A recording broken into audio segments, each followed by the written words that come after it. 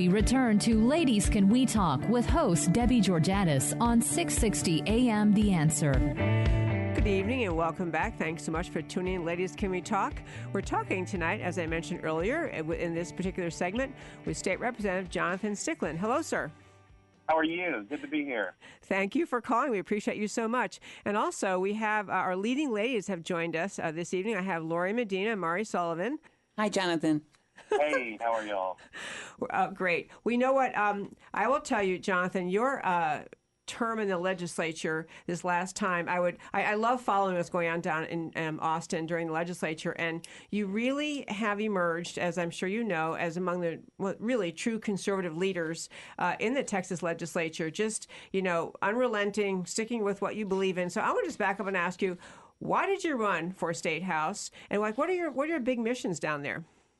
Well, I like to joke that I was tricked into running for the Texas legislature, but I will tell you, I've always been a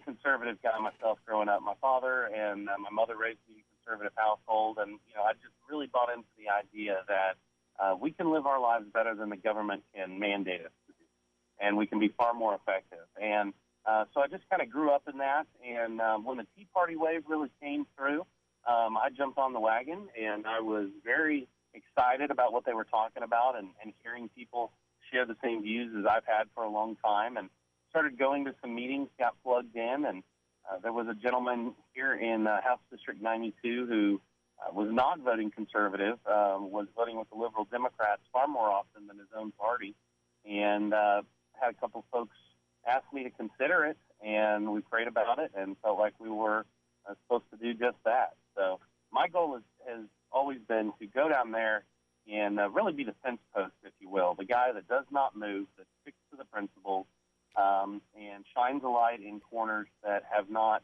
been exposed for a while. And we do that by forcing record votes and putting people on the record, talking to the media, explaining back to the grassroots, what everyone is doing, because a lot of times just looking up at the board and seeing the final vote tally, it doesn't give you the full picture.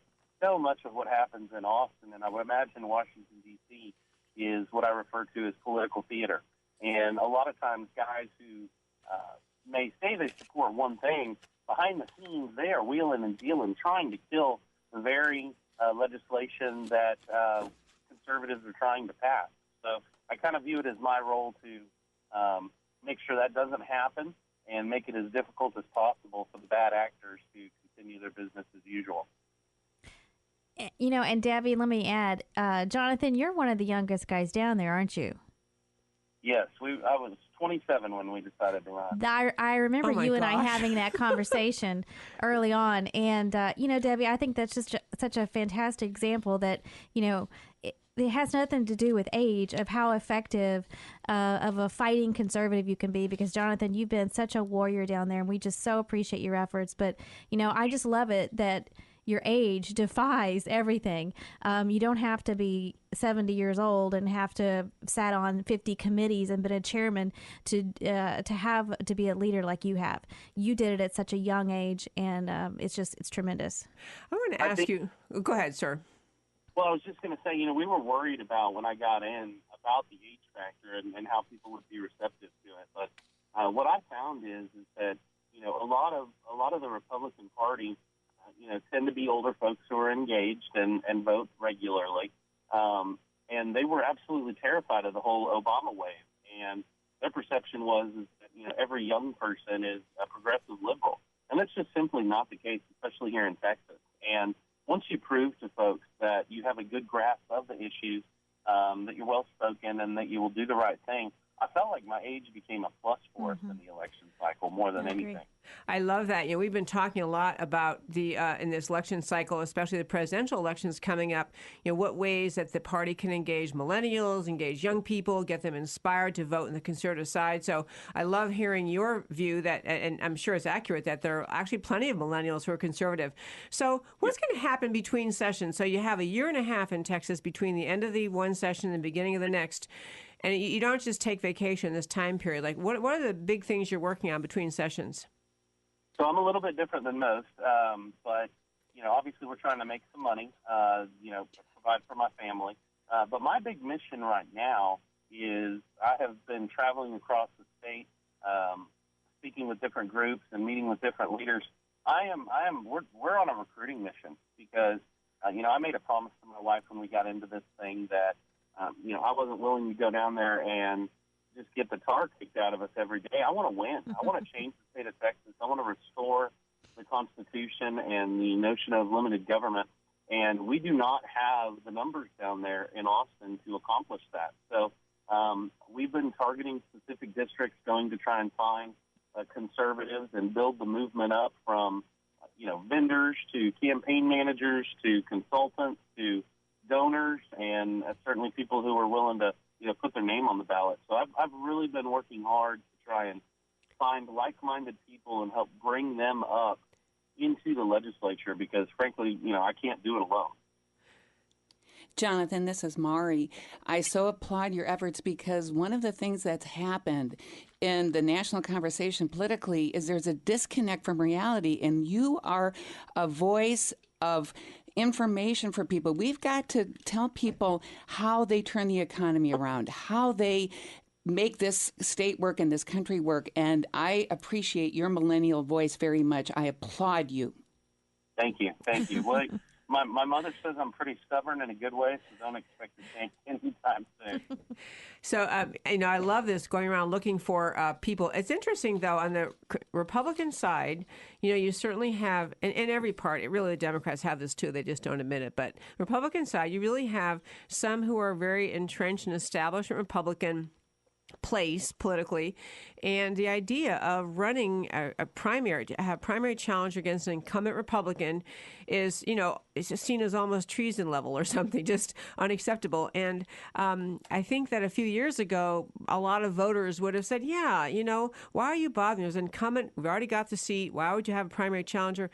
But I think watching the direction of the country has really opened or loosened the hearts of a lot of Republican voters to say, yeah, I don't want to keep voting for someone who just goes to Austin and goes to Washington and just abandons conservative values. Given how oppressively dogmatic and determined the American left is to grow government bigger and to grow government more powerful. Yes. And I say this a lot is, pushing a button and casting a vote is one thing, but we need more than that. We need people who are unapologetically going to spread our message of liberty and limited government, and folks who are not going to back down. We need fighters, and people are hungry for it because for years and years and years, they've been sold out by politicians who have campaigned on one thing and then gone down there and do another. And I want to say this too because I do take some heat from some of my colleagues and certainly the liberal media and whatnot and say, oh, well, Ronald Reagan would not have been okay with you going after other Republicans and everything else. Frankly, I don't view these people as Republicans in a lot of cases because they do not vote according to the platform. They do not go down there and represent the values that the Republican voters expect them to. So I feel like I'm not going against my own party. I feel like I'm protecting my party and trying to bring people back to it. And I'll tell you this, as a Christian, I believe in redemption. So part of our message to taking back the Texas House, for instance, is, get rid of the bad actors where we need to, but also send out a warning message to the guys that are down there, a lot of which are making decisions based on fear of the establishment. Stop what you're doing and come back to the conservative roots right now. We will embrace you. We want to work with you. And if you don't, you know what? You're our political enemy, and we are going to do everything we can to take you out. It's just the bottom line. Jonathan, you've done such a great job doing exactly that down there. And for our listeners, I don't know if our listening audience, how well they know you, if they're outside of your district, but I just want our listening audience to know what a great, solid conservative you are.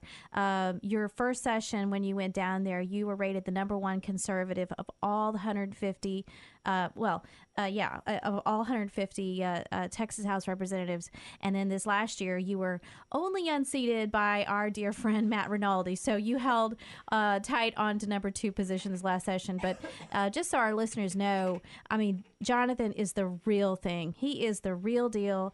He is the guy that we need to shake his hand and say thank you every time we see him. He is that back post holding up the house for us, and he is the model that we need to be looking at and replicating all around the state. So anyway, I just wanted our listeners to know how great Jonathan is. Thank you. And I will say this, too. I would argue that I was still the number one conservative. Good for you.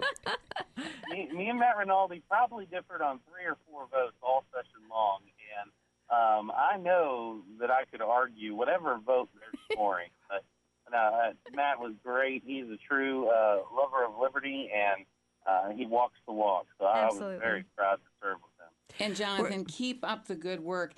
Tell people why our policies and principles work. That's what is key for a leader, is to grab people and get them to understand why this works, why these principles Why work. liberty works. It's why liberty works. We're speaking with State Representative Jonathan Stickland, who is number one in the hearts of many conservatives That's right. and consistently ranked as a very conservative state rep, and who's really, it sounds like from everything you said, kind of running for the right reasons and staying in the Texas State House for the right reasons, which is essentially to preserve liberty. And for everyone listening who thinks, well, I usually just pay attention to national issues, much of the agenda and the national level is to push states' rights, to push government down to the lower level, not in Washington, but keep it in Austin. And so what happens in Austin matters, because Austin really is. It is the liberty leader. And Texas is a liberty leader in America. So we need to watch very closely with our state reps too. Jonathan, thank you for your service. Absolutely. Y'all keep us in your prayers. Thank you, we will, and thank you for calling in. This is Debbie Georgatos and Lori Medina, Mari Sullivan, and Ladies Can We Talk? We're going to zip off to our break, and when we come back, we're going to talk to State Senator Don Huffines. It's 6:60 a.m. The Answer. Ladies, can we talk?